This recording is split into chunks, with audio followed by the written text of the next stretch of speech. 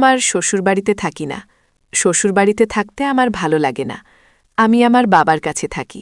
আমার বাবার কাছে থাকলেই যেন আমি সব সুখ পাই, এরকমই আমার মনে হয়। তার জন্য আমি বিয়ের পরে টানা 1 মাসও আমার শ্বশুরবাড়িতে থাকতে পারিনি। ওখানে আমার মনই টেকে না। আমার কিছুতেই কিছু ভালো লাগে না। আর আমার স্বামী যেহেতু প্রবাসে থাকে, তার জন্য আমার আরও ভালো লাগে না। বিয়ের 2 মাস পরেই আমার স্বামী প্রবাসে চলে যায়। 2 মাসের ছুটি নিয়ে আসছিল। আর আমি সেই 2 মাস অনেক কষ্ট করে আমি আমার স্বামীর সাথে শ্বশুরবাড়িতে ছিলাম। তারপরে স্বামী যেহেতু প্রবাসে চলে গেছে, আমি আর তারপর থেকে কন্টিনিউ 1 মাসও আমার শ্বশুরবাড়িতে থাকতে পারিনি। কারণ শ্বশুরবাড়ি বলতে কেউই ছিল না। ওই বাড়িটাই ছিল। শ্বশুর শাশুড়ি কেউই ছিল না। স্বামী থাকত প্রবাসে, আর আমারও বিয়ে হয়েছে সবে নতুন। আমারও একা বাড়িতে থাকতে ভালো লাগে না। তার মধ্যে একা আমি রান্নাবাড়ি করেও খেতে পারি না।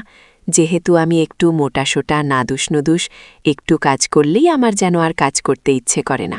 বাড়িতে থাকতে বাবা মা আমাকে দিয়ে কোনো কাজই করাতো না।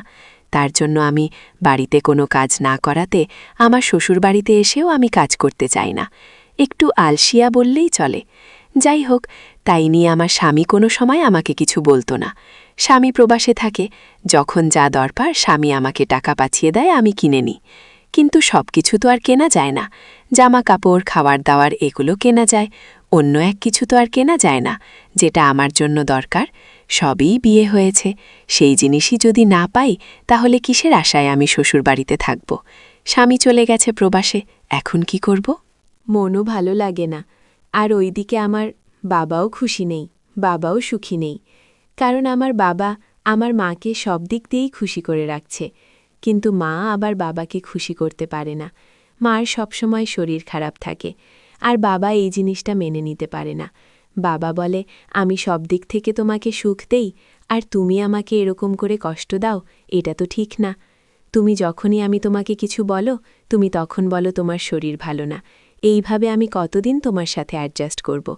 বাবার দিকেও বাবা ঠিক, আবার মা বলে আমার শরীর ভালো না। এই নিয়ে মা বাবার মধ্যে মনোমালিন্য লেগেই থাকে। কিন্তু এখন কিছু এর মধ্যে একটা সমস্যা সমাধান না বের করতে বড়ই সমস্যা হয়ে যাবে। এইদিকে আমিও স্বামী থাকে না, আমিও একা একা থাকতে আমার ভালো লাগে না।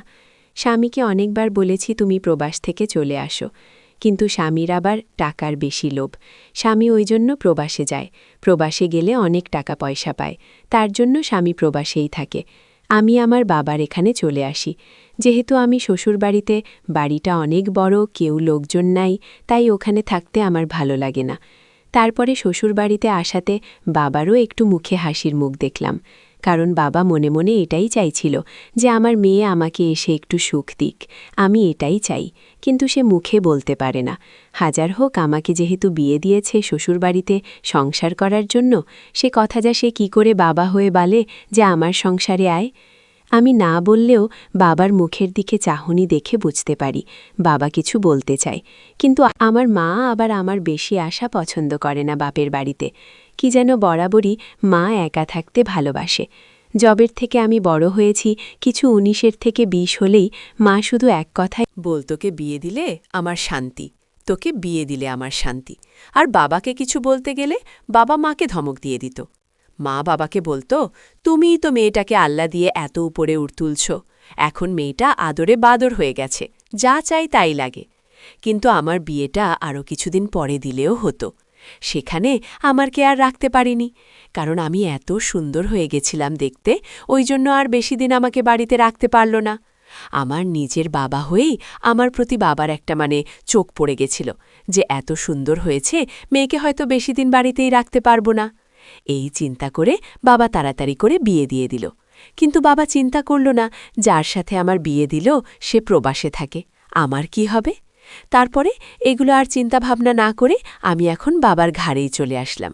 কারণ বাবা যেহেতু আমারটা চিন্তা করল না, এখন আমিও অত কিছু চিন্তা করব না। মা না দেখতে পারে, না দেখতে পারুক, তার জন্য আমি কি করব? আমি কি তার জন্য শ্বশুরবাড়িতে একা একা থেকে কষ্ট পাব? আমার কষ্টটাকেই বোঝে। এই বলে আমি ব্যাগপত্র নিয়ে শ্বশুরবাড়িতে চলে আসলাম, আমার বাপের বাড়িতে। শ্বশুরবাড়ি ছেড়ে বাপের বাড়ি চলে আসলাম। তখন বাবা খুব খুশি হল। বাবা বলল, আমি তো চেয়েছিলামই তুই আমার বাড়িতে আস, কিন্তু এদিকে তোর মা আবার তোর আশা পছন্দ করে না। তখন আমি বাবাকে বললাম, মা পছন্দ না করলে আমি কি করব? বরাবরই মা পছন্দ করে না। আমার সাথে যে মার এত কি হিংসা আমি বুঝি না। যাই হোক, এই বলে মা যেই দেখছে আমি আসছি, মা সব দায়িত্ব আমার ঘাড়ে দিয়ে দিছে। বাবা যা যা করতে লাগে সব কিছু আমার ঘাড়ে দিয়ে দিছে। মা আমাকে বলছে, তুই যখন বাপের বাড়িতে আসছিস তাহলে তোর বাবার দায়িত্ব আমি তোকে দিলাম। যা যা দরকার সব সেবা তুই বাবার করবি। রাতে দিনে কি খায় সেটাও তুই বাবাকে দিবি। রাতে বাবা কি খায় সেটাও দিবি। তোর বাবার তোর দায়। তোর হাতেই বাবার দায়িত্ব দিলাম। এই বলে আমি মনে মনে চুপ করে একটু খুশিই হলাম। যাক, আমি বাড়িতে কিছুই করি না, শুয়ে বসে থাকি, এখানে এসে একটু কাজের মধ্যে থাকব, ভালো লাগবে। তারপরে রান্নাঘরে রান্না করছিলাম। অমনি সময় বাবা এসে আমাকে বলল, হ্যাঁ রে মা, কি করছিস? আমি বললাম, তোমার প্রিয় রান্না করছি। বাবা বলল, আমার প্রিয় অন্য কিছু।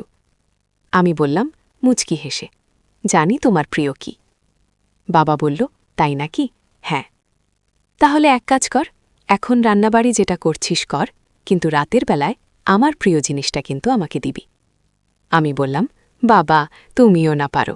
তোমার কি রোজ রোজ লাগে? রোজ রোজ তোমার প্রিয় জিনিস দরকার? তখন বাবা মুখ হেসে বলল, কোথায় রে রোজ রোজ পাচ্ছি?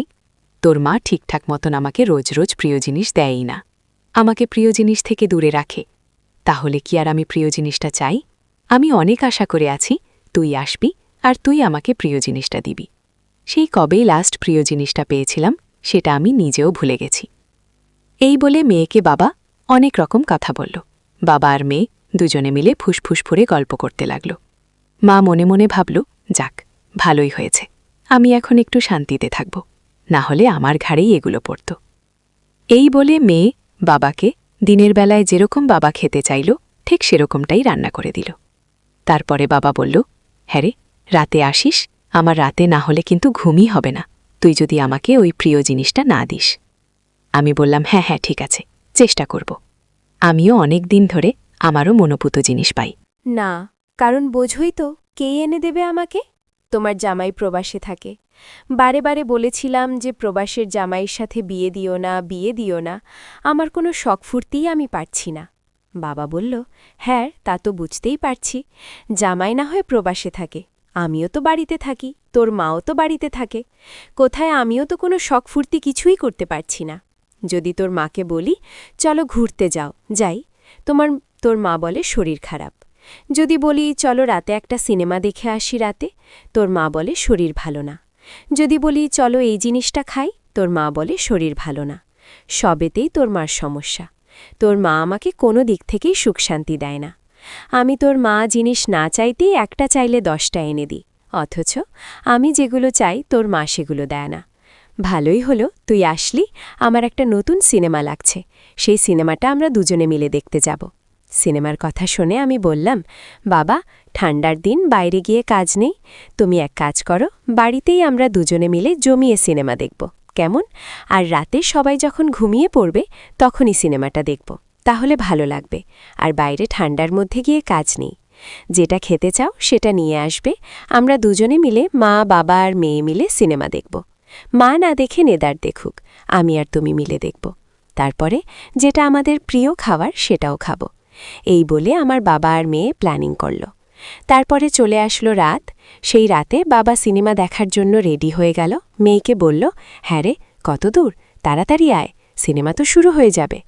তোকে বলেছিলাম যে চল বাইরে গিয়ে সিনেমা হলে সিনেমা দেখি, তুই রাজি হলি না। হ্যাঁ বাবা, বাইরে গিয়ে কি সিনেমা দেখব, ঠান্ডার মধ্যে ভালো লাগে না, বরঞ্চ তো এখানে বসে কম্বল গায়ে দিয়ে দুজনে মিলে বাপ আর বেটিতে মিলে সিনেমা দেখব, পপকর্ন খাবো। তুমি পপকর্ন নিয়ে আসছো তো? হ্যাঁ হ্যাঁ নিয়ে আসছি, তুই যেই পপকর্নটা খেতে ভালোবাসি সেই পপকর্নটাই নিয়ে আসছি। আর রাতে সেরকম কিছু রান্নাবাড়ি করব না, ওই যেগুলো আছে সেগুলোই আমরা খেয়ে নিব, কেমন? কারণ এই ঠান্ডার মধ্যে রান্নাবাড়ি করতেও ভালো লাগে না। তুমি কি বলো বাবা? হ্যাঁ হ্যাঁ ঠিক আছে, সমস্যা নেই, যদি কিছু খাওয়ার কম পড়ে আমি না হয় খাওয়ার কিনে নিয়ে আসব, রাতে রান্না না করাই ভালো। চল চল, সিনেমাটা শুরু হয়ে যাচ্ছে, কখন দেখবি? আর এই সিনেমাটা এত ভালো হয়েছে, একবার না মনে হবে দুবার তিনবার দেখি। বাবা, এক সিনেমা আমার আবার দুবার তিনবার ভালো লাগে না। আরে দেখিস না তুই, তোরও ভালো লাগবে। এক সিনেমা দুবার তিনবার আমারও ভালো লাগে না, কিন্তু অনেক দিন পর সিনেমা দেখছি তো, দেখিস তোরও দুবার তিনবার ভালো লাগবে। চল চল, অনেক হয়ে গেল, গল্পগুজব তো আছেই, সিনেমাটা শেষ হয়ে গেলে তখন আর ভালো লাগবে না। তুই তাড়াতাড়ি আয়, আমি চালু করছি, কেমন? হ্যাঁ বাবা, তোমার ঘরের মোটা কম্বলটা নিয়ে আসবা?